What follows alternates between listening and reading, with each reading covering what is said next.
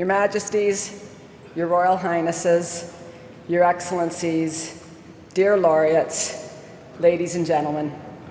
It is my honor to represent the Nobel Prize in Physics 2018 and speak on behalf of Arthur Ashkin and Gerard Mourou, my esteemed colleagues with whom I share the prize. Arthur Ashkin won half of it this year, and so he should be the one giving this speech. Unfortunately, he could not join us for this incredible celebration. Gerard and I want to add our congratulations to Arthur for his remarkable invention of laser tweezers that can trap living cells and wind up molecular motors. We wish Arthur could be here. As has been pointed out, I join Marie Curie and Maria Gaypert-Meyer as the only women to win this prize.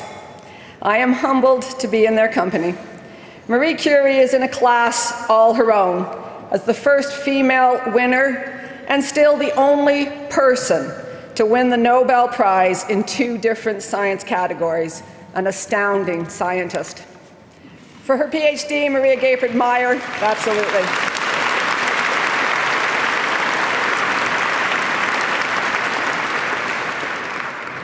Maria Gaypert-Meyer, a theoretical physicist, came up with the idea of multiphoton physics. That means an atom absorbs 2 or more photons simultaneously. She made the prediction without any experimental evidence, and in fact, it would be another 30 years before anyone observed the effect. I cited her theory in my PhD thesis more than 50 years later. And as for me, when I was in grad school working on the project for which Gerard and I are being honored, Cyndi Lauper had a big hit, Girls Just Want to Have Fun. But they wanted to wait until the working day is done. But I want to have fun while I'm working. Now, not everyone thinks physics is fun, but I do. I think experimental physics is especially fun because not only do you get to solve puzzles about the universe or here on Earth, there are really cool toys in the lab.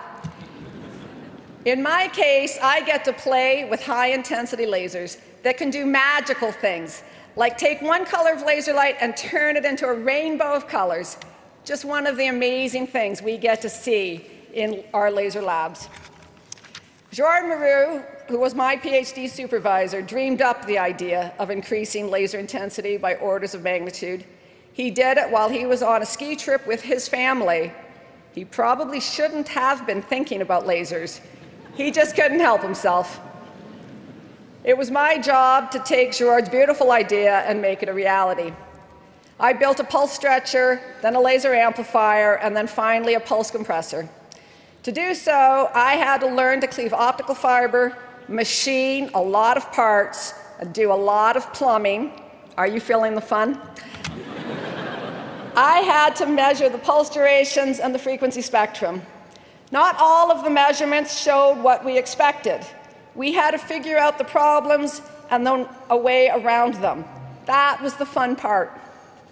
That all took about a year. Then it was finally time to measure the duration of the compressed amplified pulses, and I had no way to measure it.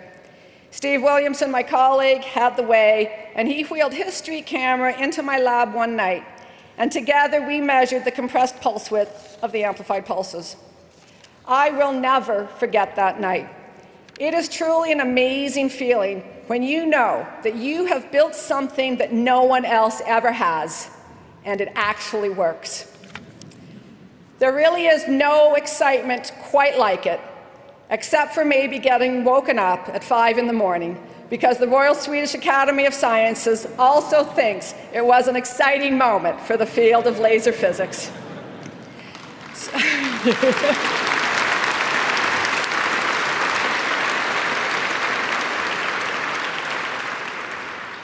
So on behalf of Arthur Ashkin, Gerard Mourou, and me, thank you to the Royal Swedish Academy of Sciences and the Nobel Foundation for honoring us and laser physics with this Nobel Prize.